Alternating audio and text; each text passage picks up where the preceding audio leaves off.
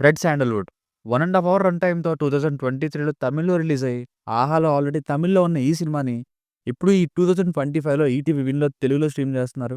ఇక చూసాక నాకైతే ఒక గంట సేపు బావుంది.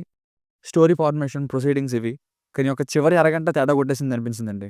మరీ హీరోకి ఇలాంటి పెద్ద పెద్ద విషయాలు ఫేవరబుల్‌గా అయిపోయినట్టు. సో, ఒకసారి ట్రై చేయొచ్చు అనిపించింది.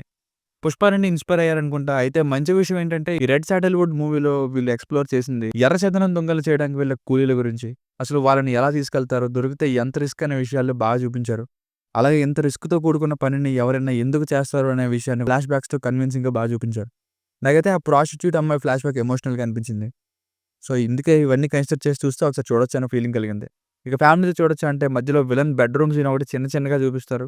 అదొక్కటి తప్పిస్తే మిగతా సినిమా అంతా చూడొచ్చు. బేసిక్ స్టోరీ లైన్ హీరోయిన్ వాళ్ళ అన్నయ్య ఉద్యోగం రాక ఈ ఎర్రచందనం కూలీగా పనిలోకి పోతాడు. అండ్ మిస్ అయిపోతాడు.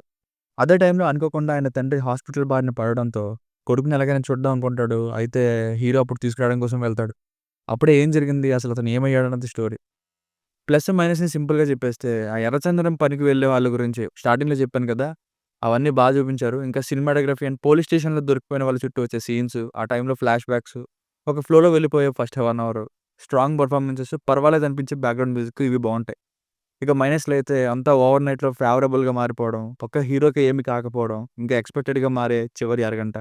సో, ఫైనల్‌గా మూవీ వర్డిక్ట్ ఏంటంటే పెద్ద ఎక్స్‌పెక్టేషన్స్ ఏం లేకుండా ఎర్రచందనం దొంగల్ని కొట్టడానికి వెళ్ళే పని వాళ్ళ జీవితం ఎలా ఉంటుంది అనే ఒక గ్లింప్స్ కోసం ఈ సినిమాని ఒకసారి ట్రై చేయొచ్చు. So, one time watchable film. దీని రేటింగ్ వచ్చేసి ఇది నా ఒపీనియన్ 2.75. మీకేమైనా వర్క్ నచ్చినట్లయితే మరిన్ని రివ్యూస్ కోసం మన ఛానెల్‌ని సబ్స్క్రైబ్ చేసుకోండి. థాంక్స్.